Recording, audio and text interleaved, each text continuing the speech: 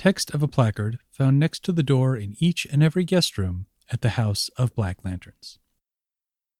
Owing to the unusual nature of time in the Shadowfell and its lack of traditional suns and moons, time at the House of Black Lanterns is divided into 8 segments called hours, detailed below, which are signaled by the ringing of the bell of the hours.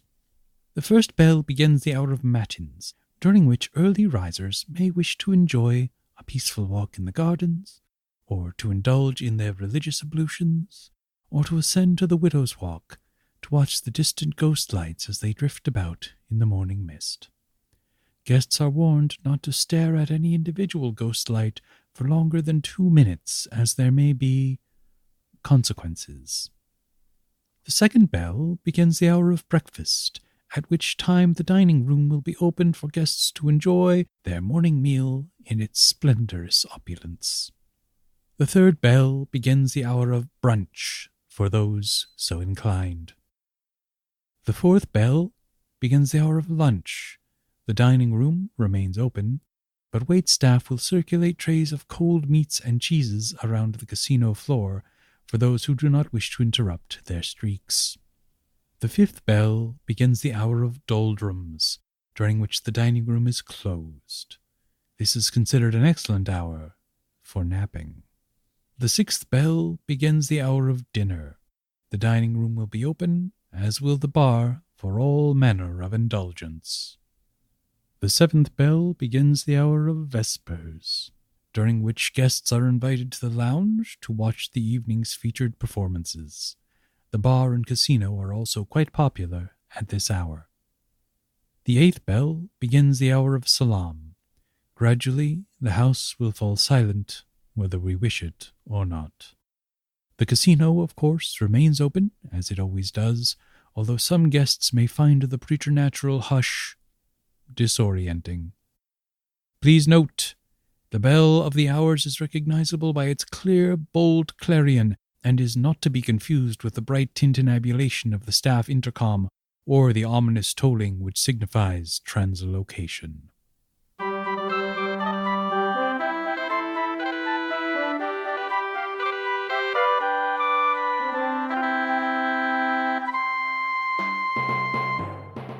If you follow the ashen path out from Dead Man's Cross, you will find the House of Black Lanterns.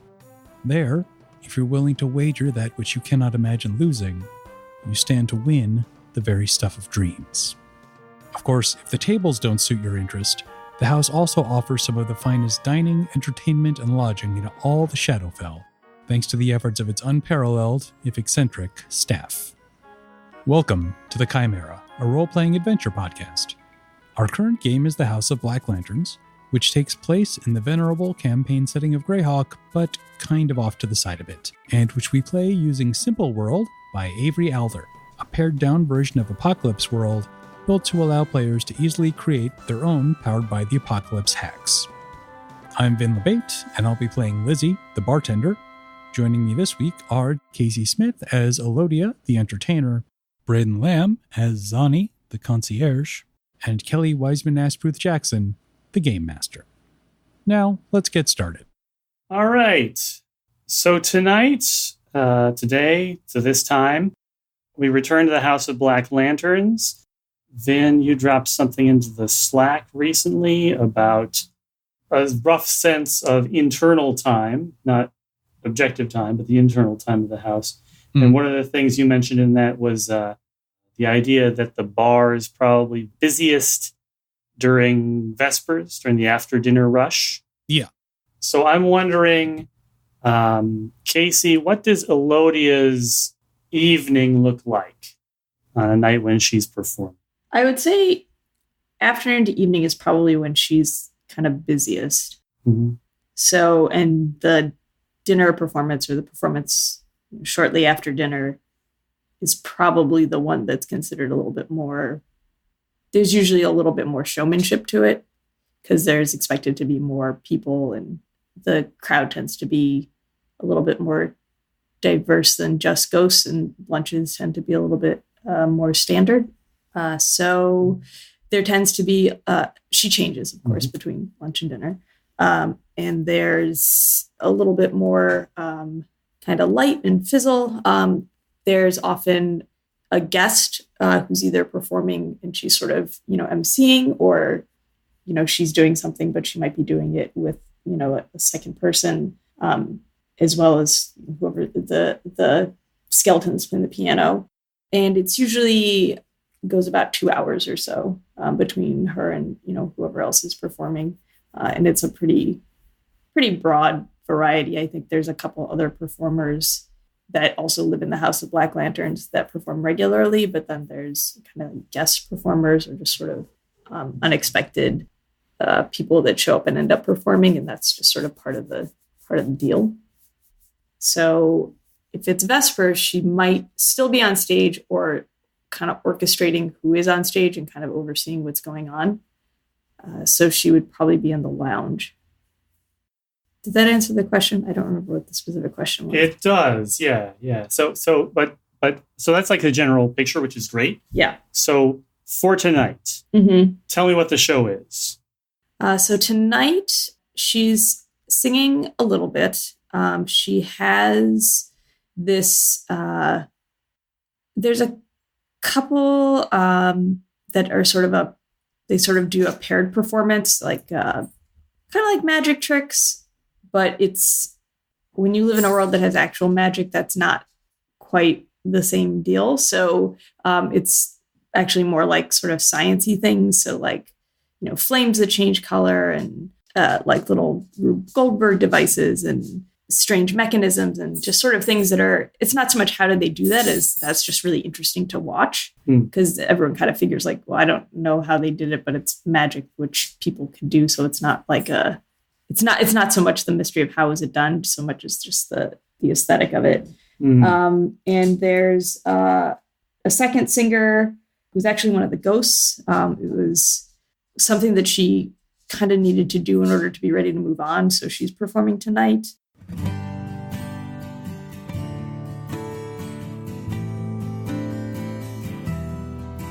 And she's currently on stage singing. She's singing this song that was really popular in her homeland. That's kind of comical, but a little bit melancholy. And she's pretty good. Like she's not, there's probably a reason she didn't, make it in her lifetime, but she's, this is her moment.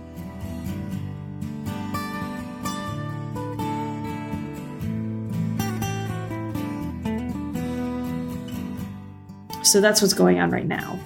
And Elodia is probably taking up a spot at a table close-ish to the dais where they're standing, but where the performance is happening, but kind of enough out of the way that she's not really kind of taking up much of the attention, and she's just like sipping on a water with lemon. All right, great. So the ghost on stage is just finishing up her gutsy rendition of a Linnish tar, and the crowd's pretty good tonight and relatively responsive. The kids got spunk, right? They connected with her even if it wasn't the most polished presentation ever. So there's some good clapping and a couple of cheers, a few mournful wails. That's just the way that particular being that's the only way they have of communicating. So right. That's the positive version of a mournful wail from their point of view. And now it's Elodia's turn to go back on the stage. Okay, so she gets up on the stage and thanks the ghost for her performance and has everyone give her one more round of applause, and she can, leave or stay or whatever it is that she feels compelled to do now that she sort of had that opportunity to have closure. And Elodia launches into kind of an upbeat song that's just something that you kind of want to tap your foot to, or dance if there's anywhere to dance. All right, so it's sort of bringing up the room a little bit, getting people moving in their seats. Maybe a couple of the more adventurous, probably not any of the ghosts, but maybe like Kenku and Loxo? a what? A Loxo? A Loxo. Okay, a Kenku and a Loxo, just because that's a funny pairing. To make sure everybody understands, that's a raven person and an elephant person. Get up and start cutting a rug in an area of the room that they probably don't have quite enough space for what they're doing, but they're doing it anyways. And we pull back a little bit through the lounge and we established that the bar sort of adjoins the lounge. So through the lounge, over the crowd, into the bar, where it's a busy night at the bar, there's lots of people milling around, lots of people sitting on the stools. And one of them is a familiar patron, someone who's a regular of the House of Black Lanterns. House of Black Lanterns has some long-term customers and a lot of short-term customers, but a relatively small number of people who are frequent return visitors. They pass through the house on a regular basis. And this is one such. This is Eberk Torbera. He is a dwarf and well known to Lizzie at this point because he's one of these folks who comes and stays for, a few days here, a week there, but several times in a given calendar year, just be in and out of the house, passing through, doing this thing and that. And he is tapping his toes and moving his shoulders a little bit, doing the dad dance shuffle kind of, and says to Lizzie, "Oh, she's really on tonight." Yeah, she's on most nights. You know what I mean. She does good work. Yes. Her voice doesn't have quite the same timbre as one of the dwarven performers from back home, but nonetheless, it's quite moving and makes me almost want to dance. Shuffling back and forth, feeling pretty good. The tabaxi that I mentioned in the last game, reminder again, tabaxi is basically an anthropomorphic house cat. This one has gray, black, and white coloration, and one eye is missing. There's an eye patch over one eye, rather. The tabaxi, who we established signed the guest book GMV, moves up to the bar more pointedly than most people do, right? So people might slide up the bar, they might creep up to the bar, they might slowly get pressed up to the bar, given how full the room is at the moment. He approaches the bar like a knife cutting through flesh. It is not at all gentle or gradual. And he arrives there. When he reaches the bar, there's a glass of milk sitting on it. He looks at the glass. He looks at Lizzie. He picks up the glass and nods at her and takes his drink. And laps it. Because he's a cat. Is he cat-sized cat or human-sized house human cat? size. So a human size and shaped house cat. Okay. In very like spiky, spiny black leather armor. Lots of angles, lots of nasty looking edges. The whole thing about him says dangerous. Or, I mean, dangerous to a certain version of danger. Right. Maybe cartoonish version of danger. He's trying real hard. He's trying real hard. Oh boy. The whole thing smacks of effort. So he's doing that. Zani, why don't you tell me where you are right now? I think Zani has asked the unseen servants to give him the heads up when GMV leaves his room. Mm-hmm. So he has tailed him to the bar here, invisibly. All right. Or using his power, nothing to see here. So invisibly tailing GMV. And is there something he's watching for or waiting for or doing? Well, Zani suspects that that GMV is the reason that Crimson Rose is on the run. Mm-hmm. So he's making sure that no trouble will occur, at the very least, on the grounds of this establishment. Gotcha. Okay, so just sort of keeping an eye out, seeing if there's going to be any trouble. All right, and because it's a very full room tonight, also in attendance are those two pale blonde twins who've been creeping around the premises lately. They are currently playing some sort of maybe it's a two-person version, or maybe it's just that they're together playing the one-person version of Solitaire with a 3-dragon anti-deck on one of the tables. It's busy, it's bustling, but they're on one of the tables nearest the bar, and they've taken the whole thing over to spread out with their cards. And they've for one reason or another, not necessarily clear how, have managed to get people to keep from sitting down at their table. So they're sort of monopolizing this key space in the bar, and somewhat indifferent to the amount of other things going on.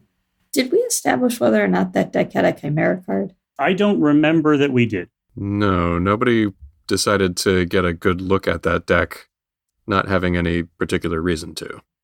At least one PC has handled the deck with the kids because they played a game with them. But part of it is that there's no one in play right now who has any particular reason to care whether there's a Chimera card. Right. Mm-hmm. So there hasn't been an opportunity to answer that question directly, basically. Gotcha.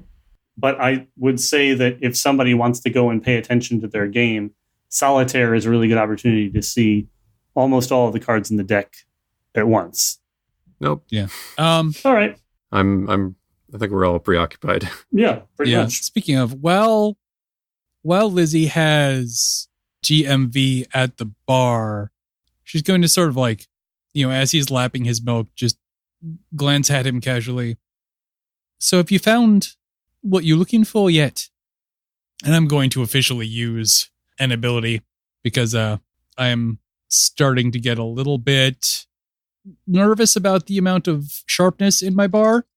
So this is the question answering ability, right? Yep. Okay. Roll it. Oh, I didn't fail this time. Yay! I rolled a 6 plus my charm is 2. So that's 8. That is a mixed success. Mixed success. Okay. And remind me of what the mixed success outcome is for this. On a 7 to 9, I get to ask one question and expect an honest answer. So that's her lead in, but her actual question is, what exactly is it you've been looking for here? One question, honest answer. I want to be fair. Mm-hmm. So I want to get a sense of what do you think is an honest answer? What are the range of things that qualify as honesty? I would suggest doesn't cagely answers the question, but doesn't have to answer more than the question. Yeah, it doesn't require extraneous details, but it contains the crux. The crux is what's there. For instance, if he was here to kill somebody who is here, he would say that and only that, and maybe not the identity. Yeah. Mm-hmm. Although he did say, why specifically are you here? I've been retained by someone of great means to acquire an object of great worth, and I am still looking for it, although I sense it may be close by. There's always quite a few objects floating around at any given time.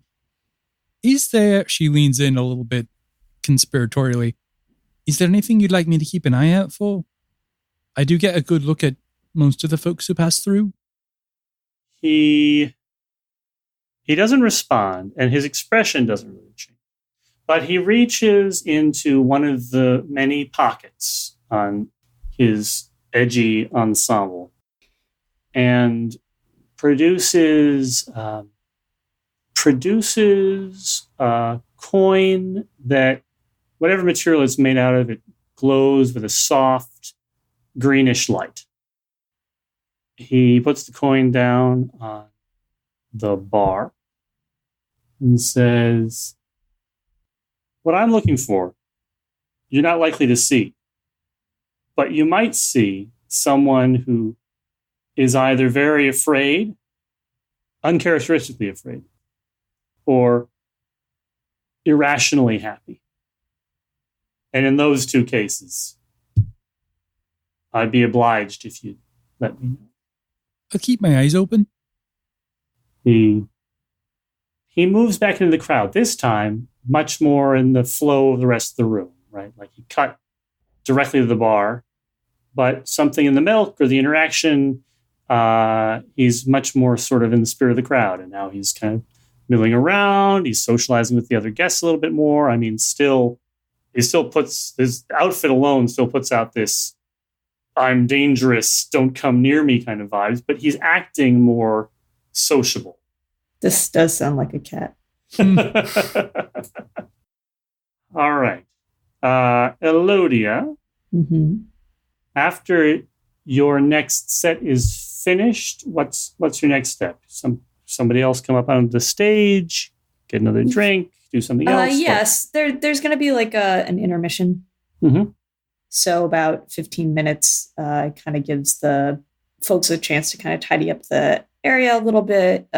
Drinks can be refreshed. People can go to the bar and back without worrying they're going to miss something. And then after that, the second half of the show will start, and we'll open with a juggler, actually. But he's pretty good. Okay. So Elodia... That should be the introduction, right? Our next act is a juggler, but he's pretty good. Yeah. So Elodia takes the brief break to go to the bar and request her usual just hot tea with lemon. It's ready. So she kind of picks it up and blows on it and has a sip and glances around at the patrons at the bar and over at Lizzie. How's it been tonight? It's been active. It's a lot of motion. Folks are definitely liking the performances. Oh, good. Zani steps out from behind a pillar and joins the two of you. Zani's here. Hey, Z. Hello, my dear. So, how long have you actually been here? Long enough to overhear what our esteemed GMV's business is. Oh, the prickly cat. Well, what's he after then? It seems an item and not a life, which is a relief. Although it is still a bit nebulous in a way that I'm not entirely comfortable with. He's looking for something, well, he's looking for someone, right, that's overly exuberant or overly fearful in an uncharacteristic way. And that person is somehow connected to an object that he's looking for. It sounds like fun. While this conversation is taking place, Ziwei Cheng, the younger, or at least the less senior of the two agents of the Celestial of the August Depository, who've been staying at the house for going on 2 weeks now, comes into the bar area carrying a covered platter, the ones that are used by the staff to deliver food.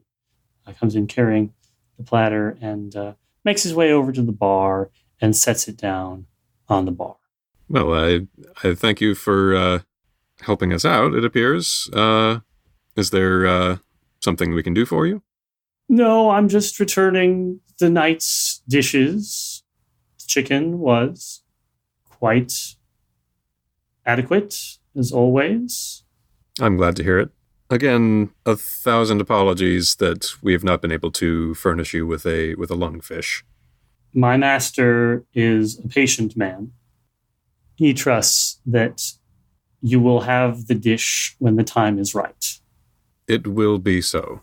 Lizzie takes the platter, and there's probably a window that, because food sort of moves around this space all the time, is the sort of pick up and drop off for the kitchen staff. Mm-hmm. So she slides it in there. Can I interest you in a plum wine? Ziwei Cheng thinks about this for a second. It seems to be just about to say no, and then, yes, that sounds nice. Excellent. She pours him one, slides it over.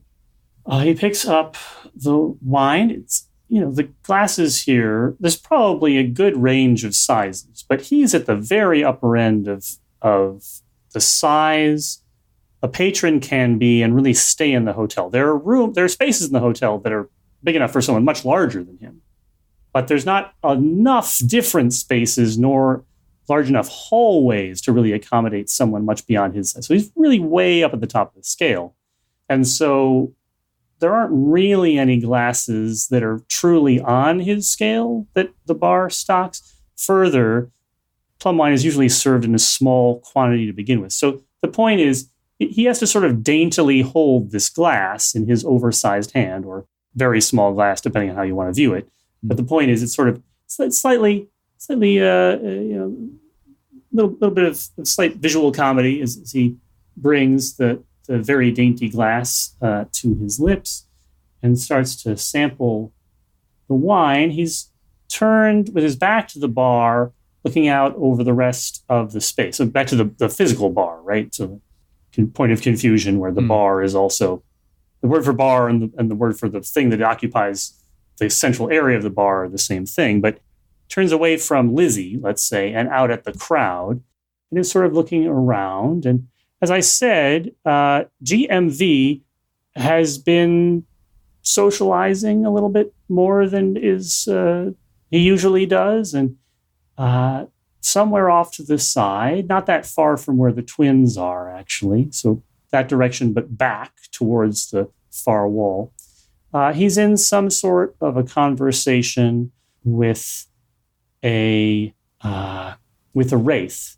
And something that the wraith said must have been funny, because he sort of tosses his head back and he laughs. He laughs in this way that it's a combination of like a fairly conventional human or demi-human laugh, but it's like half of that mixed with half of a cat's yowl, right? So it's like this ha ha ha ha, a little bit piercing.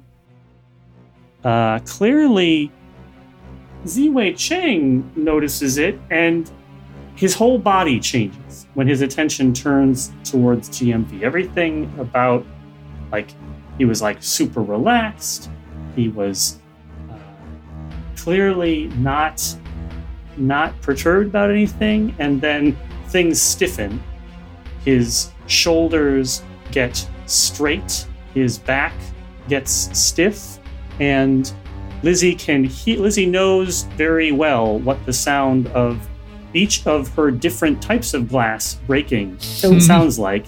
In fact, can probably tell you what was in it based on the sound of the breaking. And so she knows that plum wine glass just shattered in his fingers, even without seeing it while he's facing away from her. There is a palpable tension around him now. Is there do I have a sense of what Ziwei Cheng's primary need is right now? Right, so you have the innate ability to know what people need and a sort of a special alert when people need something acutely, right? That's the deal? Yeah, sudden or dire needs. Yes. Yeah. We don't have a role associated with that, right? That's just an inborn ability. Yeah. That's good. I mean, I'm comfortable with it. I'm just making sure I'm remembering right. He needs lungfish. Okay. That hasn't changed. All right. There's a baseline, like, what does he need? He needs for his master's order to be filled by the kitchen. That's clearly top priority. Mm-hmm. But there is a new, acute in the sense that it's new and it's strong, but not overriding need to drown that cat in the river. There's definitely a pause here, like, as I said, his posture has changed, but he's quiet. He hasn't acknowledged the fact that he just broke this glass. And he hasn't done or said anything, and doesn't for several long seconds, in case anybody wants to note, talk, or do anything else. Yeah, Zani slides kind of in front of him into facing him and says, are you acquainted with one of our guests? Just quickly, as Zani is making that move, Lizzie hands him a dish towel. He steps in, asks if he is acquainted with one of the other guests. He gracefully drops the towel and starts polishing the floor with his foot. Ziwei Cheng keeps his eyes on GMV, who is now has broken off conversation with the Wraith and is moving across the room, not in this direction, but just is circulating further. And so his stare, Ziwei Cheng's stare, is continuously fixed on this target. But when Zani starts talking to him and cleaning up with the dish towel, Ziwei Cheng does move his hand that was holding the glass and now has a few bits of glass. I mean, nothing, it's not going to break the skin. He's a very durable person, but a few bits of glass on the hand and, more importantly, a good bit of wine now all over his hand and wrist. Sort of moves it down towards Zani like, okay, if you want to clean this too, that's fine. He's still focused on GMV. Let's see, the question was, you know one of the other patrons? Is that right? Yes. Yeah. He says, I am acquainted with the Tabaxi mercenary. Yes. Very cold, very distant. By what name are you familiar with our honored guest? He only signed in as GMV. Perhaps I could make introductions properly. Are you going to clean his hand? Yes. Okay. The dish towel he'll use that will remain on the floor, and he'll produce from one of the little diamonds of motley a silk handkerchief, which he'll use to demurely pull shards of glass out of this guy's hand. Okay, so you're working on cleaning up his hand, and as I said, he's definitely intentionally allowing you to do that. I only know him by a title in Shao. In the language the Flinneans call the common tongue, it would be something like the gray cat that stalks. Gray cat that stalks. Well, would you like me to make a formal introduction? This is about the point where his hand has been cleaned, and so far as that's going to be possible without, soap and water and other things. So he draws it back and goes to where his big, heavy, spiked mace is at his belt and says, I'll handle the introduction myself. He starts to move towards the tabaxi. Pardon me, sir, if I might arrest you for just a moment in your progress. He looks back over his shoulder. Yes? I like to avoid direct violence in my bar. I can move folks about if it's going to be a bother to you. But I can promise you that when things turn ugly in the House of Black Lanterns, they turn very ugly and very unpredictable. I'm afraid I must agree. This is a place of mirth and relaxation. What do you propose? What exactly are your requirements of this situation? Because, again, I would like to have violence break out, but I'm not sure exactly what it is that what will make the situation right for you, short of smashing a cat's head in with a large mace. How may we serve you without inviting the Raven Queen to our establishment? Yeah, that. He does this thing with his mouth that, because of the way that his sort of the horrifying nature of his visage just at rest, and these are really nightmare monsters when you get down to it. So the expression is, it's either gritting his teeth or it's gritting very broadly or it's both. So it's hard to exactly be certain about what the emotional content of it is. But there's a lot of it. Yes, there's a lot of it. There's a lot of teeth. Says the honor of the depository needs to be restored. He has offended it. He stole something, didn't he? Did she say that? Yeah. He, again, super tall, right? Like almost twice the size of the standard humanoid scale. So everything about him is just bigger than normal convention allows for. So he basically tuts, right? Like a tisk, like, but it's almost like a bellow coming out of his mouth just because of his scale. He tried. Then if he failed, how has the honor of the depository been offended? Zani, Ziwei Cheng has a strong need to not be having this conversation. I can see you're agitated. Why not take a brief stroll in the gardens?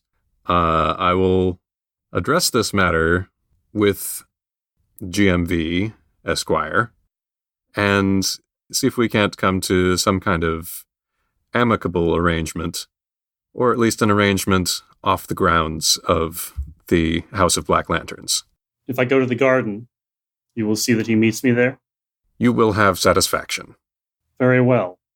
And furthermore, on the matter of lungfish, it occurs to me that I know of a master of the natural secrets, member of a circle of like-minded folk who may be able to summon a lungfish directly to this establishment. We can do this for you at great effort and cost to ourselves, but not to you, seeing as your master has been so patient. I will trust in the skill and commitment and the word, he underlines that quite strongly, of your proprietor for that matter. In this, I am trusting you. You will meet me in the garden.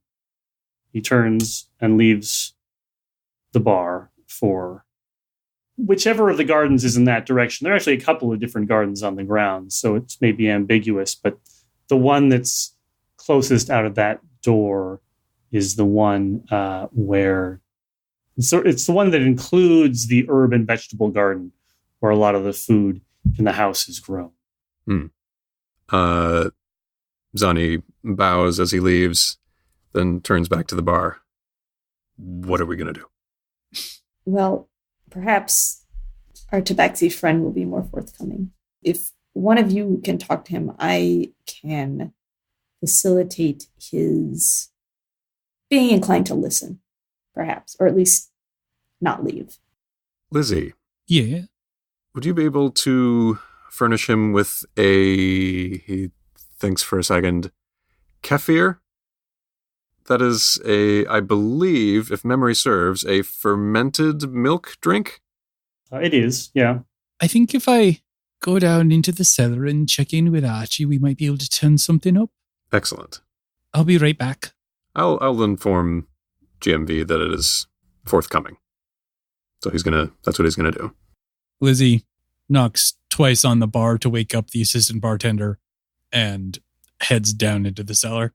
What is the assistant bartender? It's kind of a Modron. Yes, we established this. That's right. I forgot. No, you weren't there for that one. Oh, good. Then I didn't forget. Does it have a name? Archie. No, Archie is the ghost in the basement. Oh, Archie is the ghost in the basement. Oh, okay. Does the Modron have a name? I don't think it does. Isaac? No, I think it's in keeping with, because the original appearance of the Modron was kind of a joke about the butter robot, right? What? Oh, okay, never mind. I thought it was a Rick and Morty reference when you introduced the thing initially. So the butter robot does not have a name. So. Okay. I think it sort of defies naming, being a Modron as it is. Fair. Well, there's two directions to go, right? There's the it's not hanging with other Modrons, so then it gets to experience individuality, a la 7 of 9. Or its total lack of individuality is inherent to its being, so it just can't, like, names just fall off of it. Yeah, I think it actively turns down names and finds them slightly offensive. Maybe it's got something like an IP address. Yes. Right. It has a name, and that name is worthless. A long list of numbers and points that nobody can remember. We can just call it Modron. Anyway, Zani will order a schnapps from the Modron. Which type of schnapps would you like? Peach schnapps, peppermint schnapps? Something herbal. Rosewater schnapps. Fine. So what does he do about the mask when he eats or drinks? Is anybody... Neither of you are watching, so you don't get to witness this. I think you have never seen him ingest anything. Okay, but does he like drink in front of the Modron? And the point is that he doesn't let other people see. Is that? Yes. He's only facing the Modron. Anybody looking from behind will see the mask. See him lift his mask slightly and drink, but there is no hint of what might be beneath it. All right, so it's a sort of a Dr. Claw situation. You cannot be shown on screen what happens. He furtively lifts his mask, downs the schnapps, straightens himself, tucks the bloody silk handkerchief into a different diamond of his motley, and goes over to GMV, or as Ziwei Chang called him, the Gray Hunter. The gray cat that stalks his prey. Okay. All right. The gray cat that stalks his prey is currently having a conversation with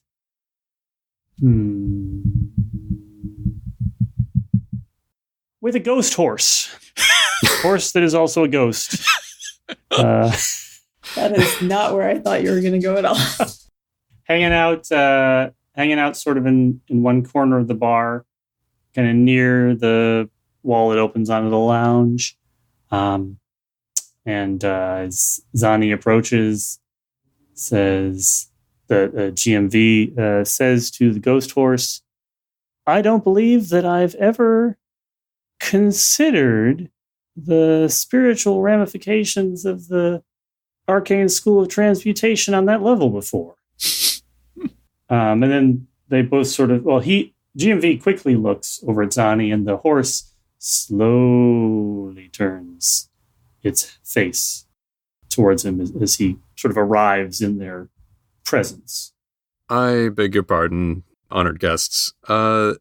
GMV, if I may address you as such. This is as good a name as any. We are currently hosting an entourage of emissaries from the August Depository. Does that full body cat shake thing? One of them in particular, a Ziwei Chang, would like to exchange words and possibly actions with you. I bet that he would. He is currently waiting in the garden. I would not recommend a martial exchange with the other honored guest. However, if you would care to step over to the bar, we can discuss a less exciting alternative. I believe Lizzie is currently seeking out a fermented milk drink, which you might find diverting. So the whole time, past the point where Zani says he's waiting in the garden, right? Mm-hmm. And then he continues to give him his counsel and sort of try to talk him down. So the whole time that Zani is continuing with that sentence, GMV takes his half-empty glass of milk. He sets it down very carefully on the saddle of the ghost horse, balancing it such that it doesn't tip over. Without missing a beat, Zani picks up the glass and places it on another table. GMV seems neither plus nor minus by that. Pats the ghost horse sort of on the neck, mane area a little bit in sort of a friendly way, and then turns completely around as though to exit from Zani, and then turns back just as Zani is finishing his statement and says, "Which garden is he in?" The herb garden. Turns back However, around. I would definitely walks away, like totally walks out on Zani's statement. At this point, sorry. Oh, just to put a button on it, Zani turns to the ghost horse, bows, and says, "Yippee-yi-yay," and leaves. At this point, Lizzie emerges from the cellar carrying a very, very, very old-looking wineskin, notices that no relevant persons are left in the bar, puts it down under the bar in case it should come up again, gently checks on the blunderbuss that she keeps down there, and gets back to serving people.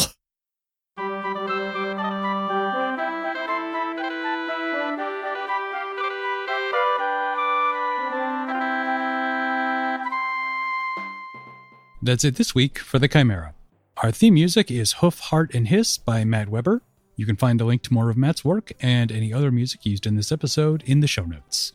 You can support the show by going to patreon.com/chimerapod, or by leaving us a rating on your favorite podcast app, or just by telling a friend. We'll be back with a new episode in 2 weeks, but if you want to see what we're up to in the meantime, you can find us online at thechimera.space or on Twitter or Facebook at ChimeraPod. Thanks for listening.